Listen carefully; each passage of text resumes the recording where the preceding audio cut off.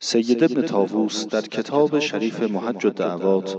از امیر مؤمنان علیه السلام این دعا را با فضائل و فواید زیادی نقل می کند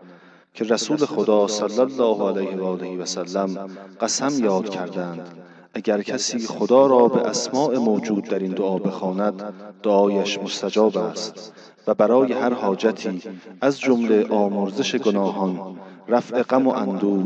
ظلم و تعدی، کفایت از ظالمان، شفای مجنون، آسانی وضع حمل، رفع گرسنگی و تشنگی و حفظ خانه از آتش سوزی بسیار مؤثر است. باید توجه داشت که افضل حاجات دعا برای تعجیل فرج امام زمان علیه السلام است، همانطور که فرمودند و اکثر الدعا به تعجیل الفرج فإن ذلک فرجه. اعوذ بالله من الشیطان الرجیم.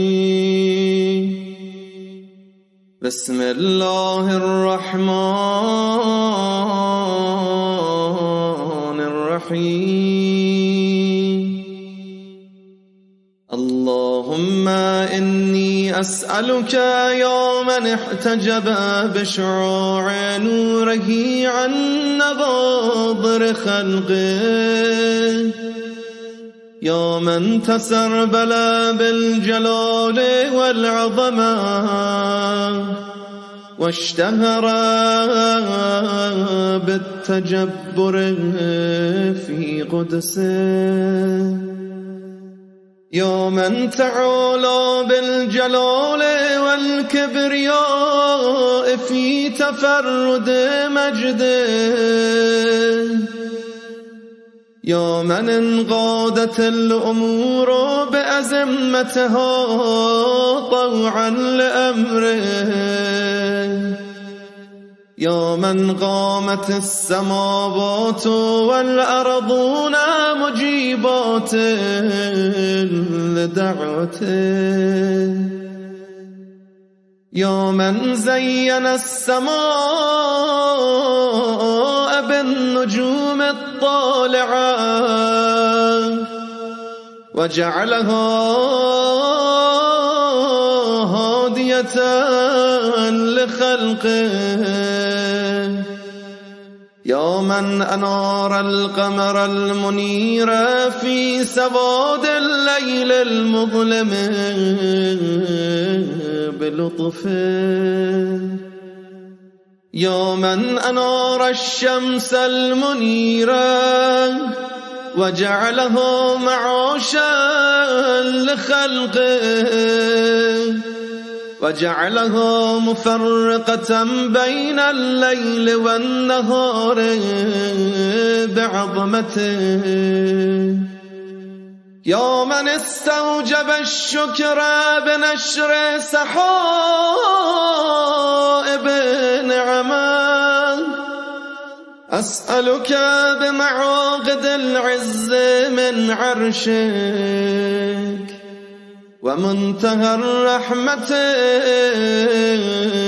من كتابك، وبكل اسم هو لك أنزلته في كتابك أو أثبته في قلوب الصافين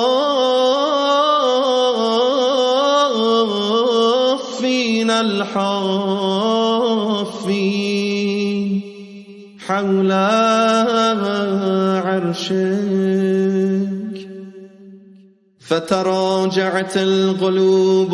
إلى الصدور عن البيان بإخلاص الوحدانية وتحقيق الفردانية،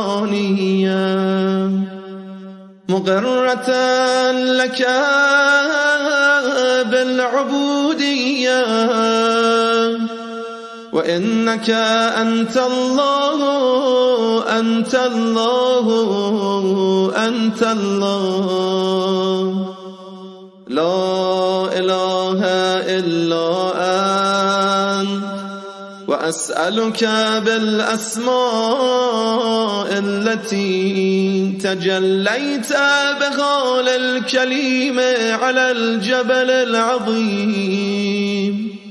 فلما بدا شعاع نور الحجب من بهاء العظمة خرت الجبال متدكدكة لعظمتك وجلالك وهيبتك وخوفا من سطوتك، راهبة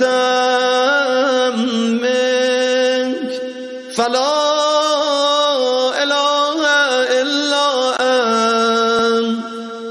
فلا إله إلا أنت،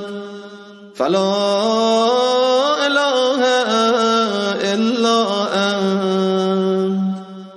وأسألك بالاسم الذي فتقت به رتق عظيم جفون عيون الناظرين،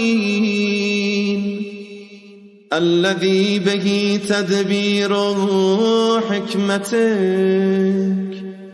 وشواهد حجج أنبيائك،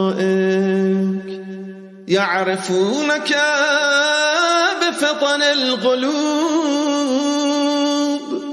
وأنت في غوامض مسرات سريرات الغيوب. أسألك بعزة ذلك الاسم أن تصلي على محمد وآل محمد، وأن تصرف عني وعن أهل حزانتي وجميع المؤمنين والمؤمنات جميع الآفات والعاهات والأعراض والأمراض والخطايا والذنوب والشك والشرك والكفر والشقاق والنفاق والضلالة والجهل والمقت والغضب والعسر والضيق وفساد الضمير وحلول النغمة وشماتة الأعداء وغلبة الرجال، إنك